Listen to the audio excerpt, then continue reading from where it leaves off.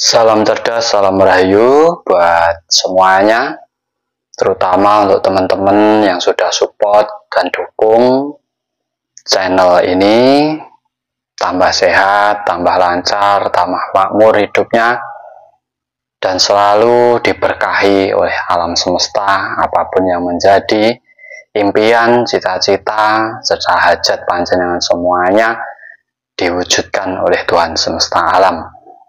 Pada kesempatan kali ini nanti saya meminta pendapat panjenengan semuanya di antara guru-guru spiritual yang akan saya sebutkan. Coba panjenengan pilih salah satunya dan alasan panjenengan apa dalam memilih guru tersebut. Di dalam kita belajar atau mempelajari tentang spiritual, dari perjalanan yang kita lalui, dari apa, di mana kita mencari ilmu-ilmu spiritual, pasti kita akan menemukan sosok-sosok pembimbing, yang dimana setiap pembimbing mempunyai cara yang berbeda-beda. Di antara sosok-sosok spiritual yang akan panjenengan temui, biasanya pertama ini sosok spiritual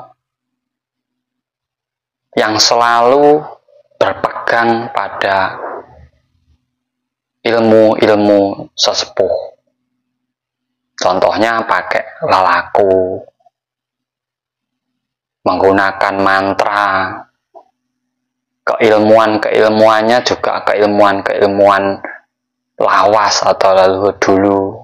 Contohnya kayak lembu sekilan, pangerosan, brojo musti.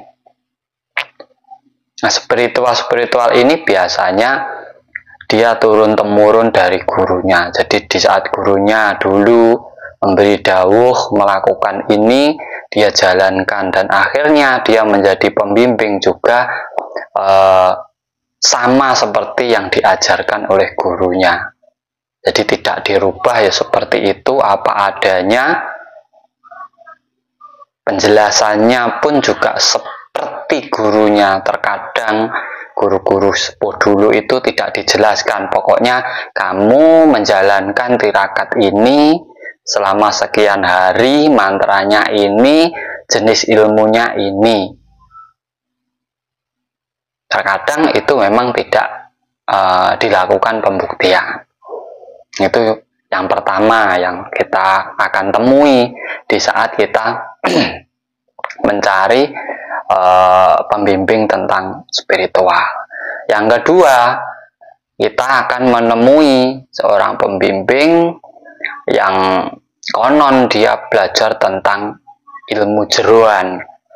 Jadi jiwa-jiwa yang akan dia ungkapkan, bicarakan, yaitu tentang jiwa-jiwa leluhur terdahulu. Katanya ke raga inilah, raga inilah, raga inilah, meyakini ini adalah titisan ini, titisan ini, titisan ini. Itu juga ada. Nanti sampean akan temui di dalam sampean mencari pembimbing di spiritual. Yang ketiga yang akan jenengan temui juga nanti adalah di mana spiritual ini memakai cara atau tata cara untuk segala keilmuannya, atau bisa bilang pakai trik. Terkadang trik-trik sulap itu ataupun yang lainnya itu dipakai untuk keilmuannya, sehingga kalau orang yang tidak paham, orang yang tidak tahu, berpikir ilmu ini adalah sebuah kesaktian, tapi sebenarnya ilmu ini ada tata cara untuk menguasainya. Itu juga ada. Yang keempat, ada sosok pembimbing itu hanya membahas dimensi gaib saja. Pokoknya tentang benda-benda gaib, energi-energi gaib. tentang jin, makhluk halus, terus kodam, ini dia membahas seperti itu saja, itu juga ada. Nanti juga akan panjenengan temui.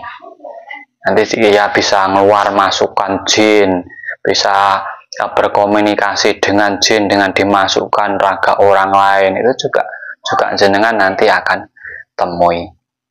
Dan yang kelima yang akan panjenengan temui nanti di saat sampan perjalanan itu adalah sosok spiritual yang apa adanya.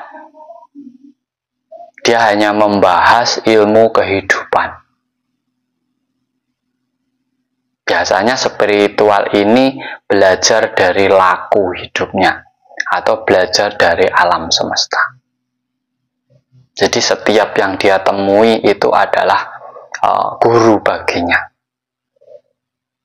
Dan nanti biasanya kebebasan di saat orang itu belajar padanya itu ada. Jadi tidak harus seperti gurunya, tapi memiliki perjalanan masing-masing. Dan ilmu yang dia jelaskan nanti juga real, apa adanya. Bahkan terkadang orang-orang yang pakai ilmu ini, itu dia menyampaikan keilmuannya sesuai dengan kenyataan hidup yang sebenarnya, atau bisa dibilang ini ilmu kasunyatan. Jadi sesuai dengan kenyataan hidup yang sebenar-benarnya. Lah, teman-teman pasti nanti akan menemui sosok-sosok pembimbing yang seperti itu. Ada yang bermain jimat saja, ada yang bermain goib saja, ada yang bermain energi-energi saja, ada yang bermain sugesti-sugesti saja, ada juga sosok pembimbing yang benar-benar mengarahkan ke arah kehidupan yang sebenarnya, ke arah hakikat hidup sebenarnya, di mana sebenarnya orang-orang ini itu sudah memahami konsep kehidupan, sudah mengenali tentang ilmu ketuhanan. Makanya orang-orang yang apa adanya ini, dia nanti tidak akan pakai mantra, dia tidak akan pakai tirakat, puasa, tetapi dia akan jabarkan secara detail di mana siswa ataupun muridnya ini memahami tentang ilmu yang dia akan jalani. Bahkan caranya sangat simpel, saking enaknya terkadang orang ini tidak akan dipercaya. Karena apa? Kebanyakan spiritual sekarang yang muncul saat ini, kebanyakan itu masih memakai sugesti, memakai trik, memakai tata cara, dan bahkan ilmunya tidak dari laku. Banyak yang dari buku, ataupun ilmunya ilmu beli. Hanya pengisian, hanya pengijazahan, tanpa pendalaman, ya tahu-tahu sudah jadi guru gitu. Itu banyak. Itu nanti susah juga kalau menjelaskan kepada murid-muridnya, pasti susah. Karena apa? Dia dapat bukan dari perjalanan. Karena untuk menjadi pembimbing itu juga susah. Seorang pembimbing itu harus pernah mengalami ilmu yang dia lakukan. Terkadang kita banyak cerita keilmuan, kesaktian, tapi di situ sebenarnya hanya sebuah sugesti, hanya dari turun temurun, hanya dari cerita ke cerita. Tetapi jarang yang sudah benar-benar melakukan ilmu itu sendiri, membuktikan ilmu itu sendiri. Memang belum. Terkadang banyak yang belum pernah. Makanya untuk teman-teman semuanya, di saat panjenengan mau belajar spiritual, sebenarnya tujuan spiritual panjenengan itu kan untuk memperbaiki hidup panjenengan. Saya harap sampai bisa memilih pembimbing yang benar-benar sudah pernah mengalami apa yang dia ceritakan. pembimbing yang benar-benar mendapatkan keilmuannya itu dari perjalanan hidupnya, dari laku spiritualnya. Jadi tidak sekedar ceritanya, tidak sekedar tulisannya. Nah, di saat menjelaskan kepada panjenengan, ini nanti akan memang benar-benar panjenengan bisa rasakan dalam diri panjenengan, dan sampai bisa mengarahkan kemana seharusnya tujuan hidup panjenengan semuanya. Jadi silahkan panjenengan pilih.